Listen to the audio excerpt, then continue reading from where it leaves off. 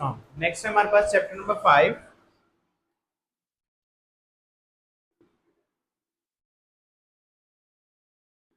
Partial fraction.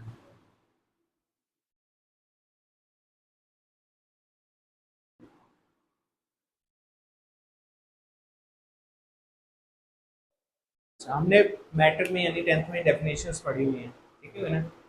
Partial fractions में fractions क्या होती है? डिफाइंड फ्रैक्शंस जो डिवाइड के अंदर हो। तो अब हम पढ़ रहे हैं वेरिएबल के अंदर, तो ऐसी इक्वेशन जो P x over Q x की फॉर्म के अंदर हो, ठीक हो गया ना। उसे क्या कहते हैं? An expression in the form of P x over Q x where px may be equal to the zero but qx not। नीचे वाली टर्म जीरो नहीं होनी चाहिए, ठीक है। तो ये हो जाएगी हमारे पास फ्रैक्शनल फॉर्म, फ्रैक्शन,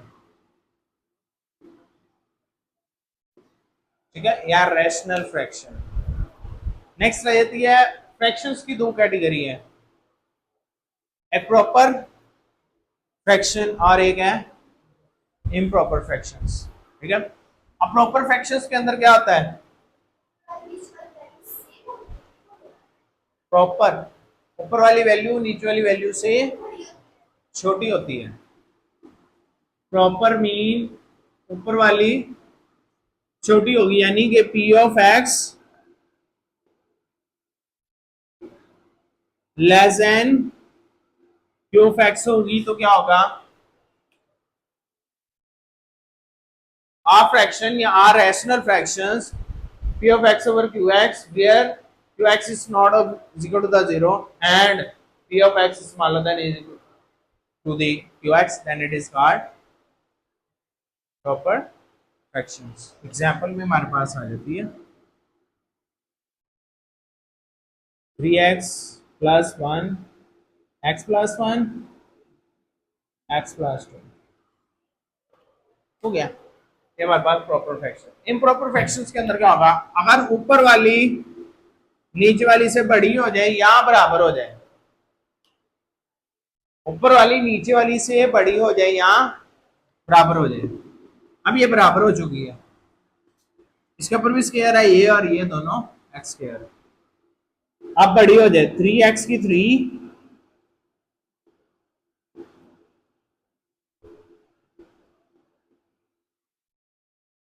यहां ऊपर वाली बड़ी हो जाए या ऊपर वाली नीचे वाली वेरिएबल के बराबर हो जाए, डिग्री ऑफ वेरिएबल के बराबर हो जाए, ठीक है ना। ये हमारे पास क्या आ जाएगी? इम्प्रॉपर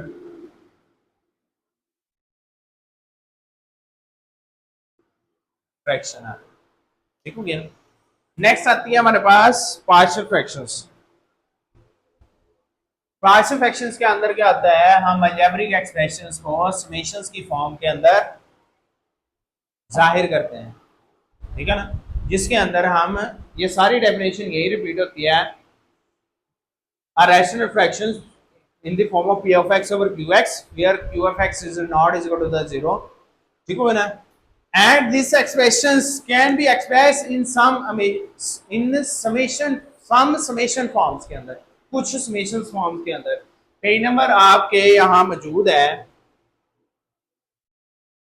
इंट्रोडक्शंस वाला पेज ही, उसमें देखेंगे आप। In unit we shall learn how to divide the order of an expression singles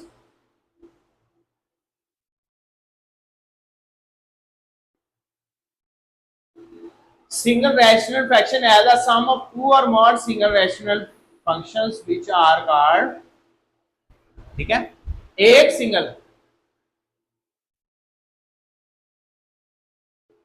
a single rational fraction express, यहां से आप कर लें a single rational fraction express, यहां एक्सप्रेस लिखते हैं।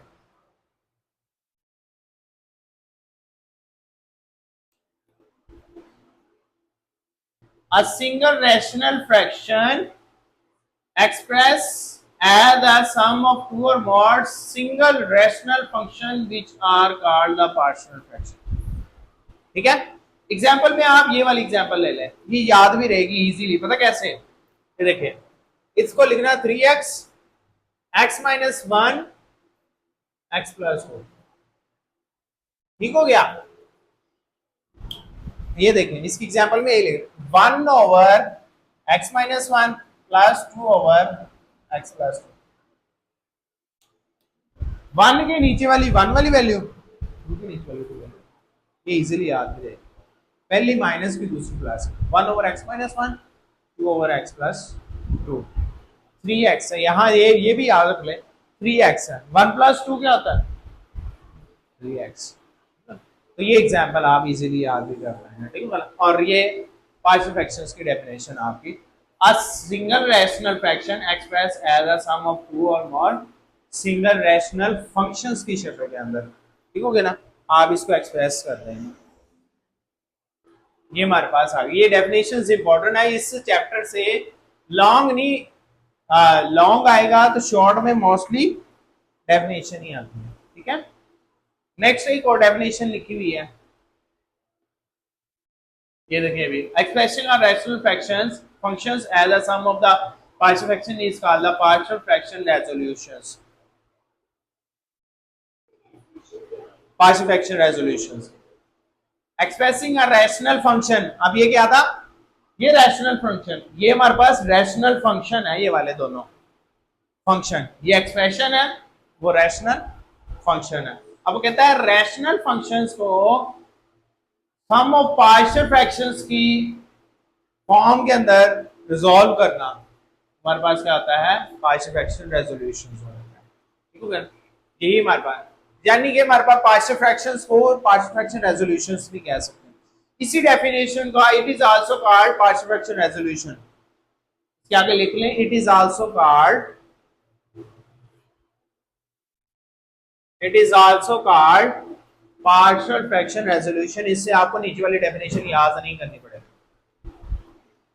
क्योंकि इसी को वो कह रहा है मजीद पार्शियल फ्रैक्शन में रिप्रेजेंट करना, यानी कि उसको अब अगर हम पार्शियल फ्रैक्शन में रिप्रेजेंट कर देते हैं तो हमारे पास पार्शियल फ्रैक्शन रेजोल्यूशन हो जाता है, एग्जांपल भी यही हो जाएगी, ठीक है। उसी का उल्टा बनाना है तो वो इधर हो जाए या ये इधर हो जाए, एक ही बात है हमारे पास, ठीक हो गया।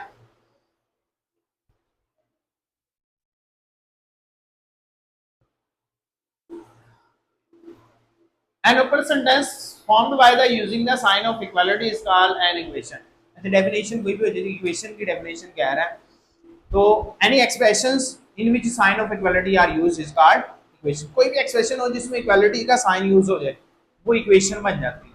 कोई भी एक्सप्रेशन हो जिसमें sign of equality 2x plus 1 is equal to the 0, अब ये इक्वेशन बन चुकी है। अगर ये इक्वालिटी खत्म कर देते हैं, ये हमारे पास क्या है एक्सप्रेशन है, ठीक है। ये एक्सप्रेशन है, अगर इसके अंदर इक्वालिटी यूज हो जाती है तो हमारे पास क्या बन जाएगी इक्वेशन है जनरल, ये ऐसे एक्सप्रेशन है, ठीक है। हाँ तो x प्लस ये भी हमारे पास इक्वेशन बन चुकी है, ये इक्वालिटी आ गई इक्वेशन बन गई। तो कोई भी expression and expression in which sign of equality are used is called equation, ठीक है। इक्वेशंस की उसने अब आया थी इक्वेशंस इसलिए डेफिनेशन दी क्योंकि उसने नीचे कंडीशनल इक्वेशन की डेफिनेशन देनी थी, पहले इक्वेशन को समझाया इक्वेशन क्या होती है। अब नेक्स्ट आ जाती है हमारे पास conditional equation. It is an equation in which two algebraic expression are equal for the particular value of a variable, ठीक है। अब कंडीशनल होती है जो कंडीशंस किसी चीज पे डिपेंड कर जाए, देखो अब यहाँ 2x is equal to the 3, यानी कि हमारे पास ये तब ही 2x इक्वल टू द 3 होगा जब x की वैल्यू 3/2 होगी। 3/2 पुट करेंगे तो 2 2 से कैंसिल हो जाएगा, 3 इक्वल 3, हाँ डिवाइड कर लें तभी ठीक हो जाएगा। तो is an conditional equation, it is true only if x is equal to the 3/2, ठीक है ना। x 3/2 होगा तभी ये ट्रू होगी, ठीक है ना। यानी कि हमारे पास it is an equation in which two algebraic expression are equal, दो अलजेब्रिक एक्सप्रेशन एक दूसरे के इक्वल होंगे फॉर अ पार्टिकुलर वैल्यू, एक खास वैल्यू के लिए। दो वैल्यू एक दूसरे के ऊपर इक्वल होंगी खास वैल्यू के ऊपर वेरिएबल, ठीक है ना। ये एग्जांपल आ गई 2x is a conditional equation, it is true only if x is equal to the 3/2। अब मैं कोई एक्सप्रेशन कहूंगा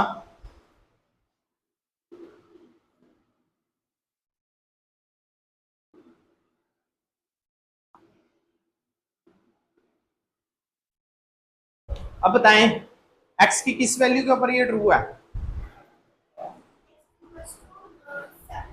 7/5। अब देखिए 7/5 पुट करूंगा मैं इसके अंदर, तो आंसर इसका 0 आना चाहिए इस तरफ भी। 5 से कट गया, 7 - 7। चेक कंडीशन है ना, चेक करना है हमने, ठीक हो गया ना। तो ये इस तरह से हमारे पास कंडीशन आई थी, ये इसके लिए ट्रू। इस तरह से एमसीक्यूज हो सकता है, ठीक हो गया ना, कि ये किस x की किस वैल्यू के लिए ट्रू है, ठीक है ना। इसकी कंडीशनल स्टेटमेंट क्या बनेगी, ये डेफिनेशन इसका और ये एग्जांपल आ जाएगी हमारे पास, एक कोई भी एग्जांपल। आइडेंटिटी में क्या आता है, लेफ्ट एक्सप्रेशन और राइट एक्सप्रेशन दोनों एक दूसरे के आइडेंटिकल और सेम हो, लिखने में चाहे मुख्तलिफ हो, लेकिन दोनों की पॉसिबल वैल्यूज एक जैसी हो। जैसे कि हमारे पास a + b का whole square is equal to the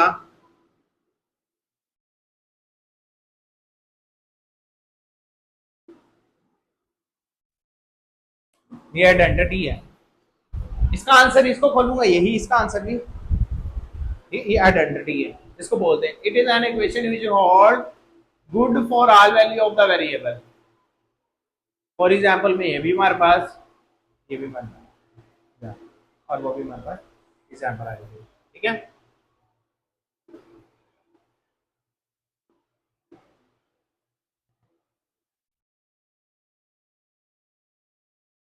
Rational fraction, by definition, an expression in the form of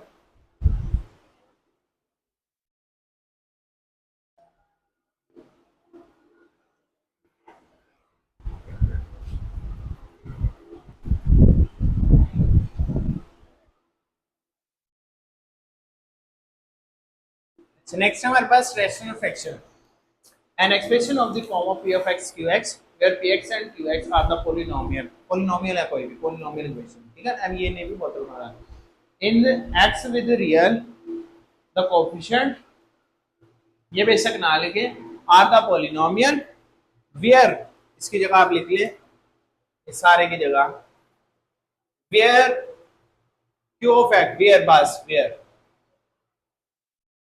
q of x is not is equal to the 0, तो हमने बता दिया एक पॉलिनोमियल्स है, p of x q of x एक polynomial equation है, ठीक है ना, कोई भी इक्वेशन हो सकती है। where q of x is not equal to the is called the rational fraction, p of x 0 हो जाए तो मसला नहीं।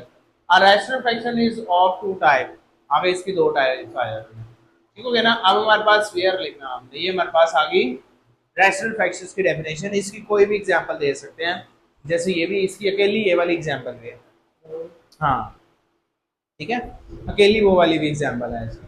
ये आ गई रैशनल फ्रैक्शंस। उसके बाद इसकी दो, प्रॉपर रैशनल फ्रैक्शन और इम्प्रॉपर रैशनल फ्रैक्शन। सारी डेफिनेशन वहां तक रिपीट होगी, यहां तक, ठीक है ना। एंड आगे कहना है p of x smaller than q of x, तो क्या आ जाएगा रैशनल फ्रैक्शंस, ठीक हो गया। our rational fractions, यहाँ जगह एक्सप्रेशन है ना, our rational fractions p of x q of x where p of x and polynomial q where q of x is not equal to 0, तो if p of x smaller than q of x, ठीक है ना, polynomial equation is smaller than p of x की polynomial equation q of x की polynomial equation से छोटी हो जाए तो हमारे पास प्रॉपर हो जाएगी, ठीक है। अब वो यहाँ डिग्री कह रहा है तो आप p of x प्रॉपर हो, क्योंकि हमने वहां कह दिया पॉलिनोमियल इक्वेशन, यहाँ हमने बता दिया पॉलिनोमियल है, वो पॉलिनोमियल छोटा होना चाहिए, ऊपर वाला पॉलिनोमियल छोटा होना चाहिए नीचे वाले पॉलिनोमियल से, ठीक है ना, दोनों पॉलिनोमियल है, तो ऊपर वाला छोटा हो गया नीचे वाले से, तो हमारे पास क्या आ जाएगा, उसकी एग्जांपल भी यही आ सकती है, ऊपर वाला छोटा है नीचे वाला,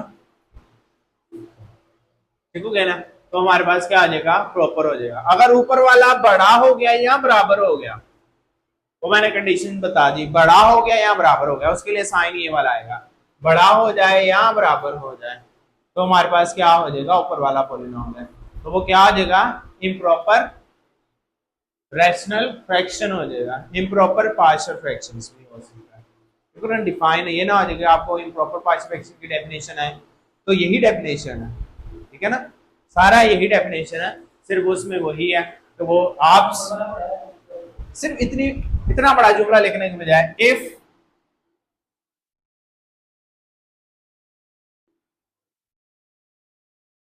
ये इतना भी लिख दिया आपने मार्कर के साथ, तो आप इस कार्ड हो जाएगा इम्प्रॉपर पार्शियल। इसका मतलब बड़ा और बराबर, ये वाला बड़ा भी है बराबर भी है, ठीक है ना, बड़ा हो गया बराबर। दो एग्जांपल मैंने आपको पहले दे दी थी, ठीक हो गया ना, वो वाले हमारे पास आ जाए।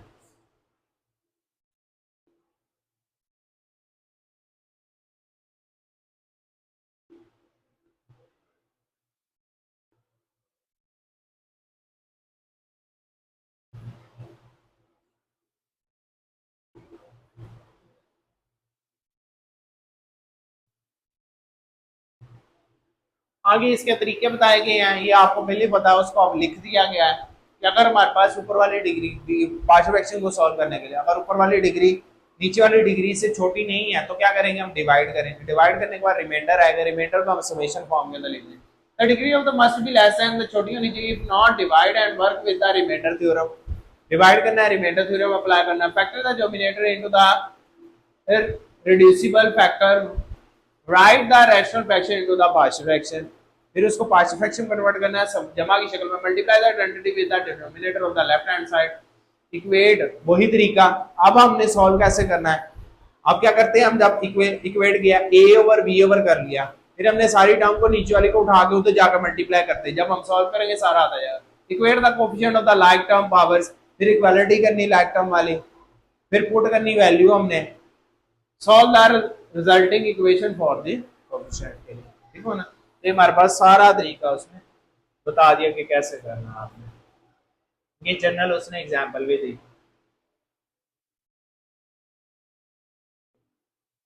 चले नेक्स्ट हमारे पास एक्सरसाइज 5.1 का स्टार्ट कर लेते हैं। कोई और डेफिनेशंस नहीं है इसमें।